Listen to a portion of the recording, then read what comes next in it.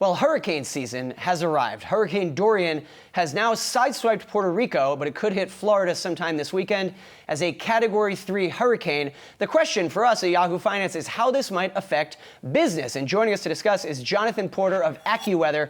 Jonathan, thanks for coming on. And what is the latest on Dorian that you guys are seeing?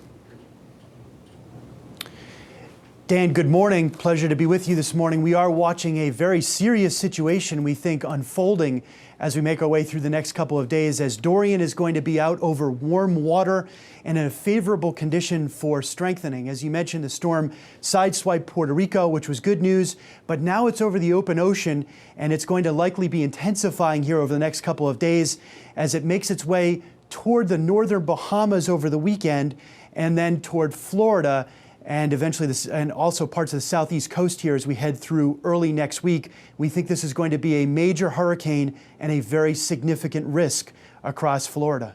Wow. And Jonathan, let's talk a little bit about how businesses prepare. And of course, the risk is always in kind of overreacting, but I know it's better to be safe than sorry. But often we see when the fears of a hurricane's strength cause everyone to sort of panic a little bit, and then sometimes it doesn't end up being so bad, which of course is the best result. But a friend of mine in Miami talked about how yesterday he was already seeing people run to the grocery store and stock up. So what do businesses do right now to kind of prepare for the worst case scenario?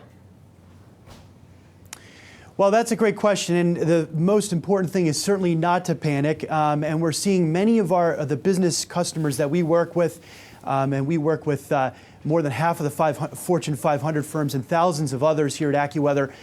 We're seeing them take this very seriously. Companies that have operations in Florida and also across portions of the Carolina coastline as well that are also closely monitoring this.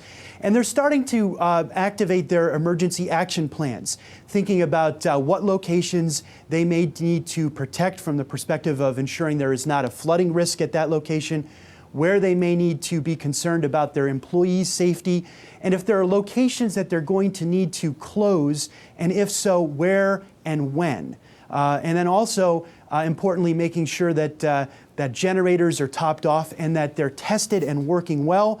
And finally, other companies are thinking about what is the changes to their logistic and transportation networks that might be required. So these are the kind of things that businesses start thinking about days in advance in order to make sure that they have all of the things that they're going to need in play, and that they can then start to fine-tune their response as we get closer and closer to an impact.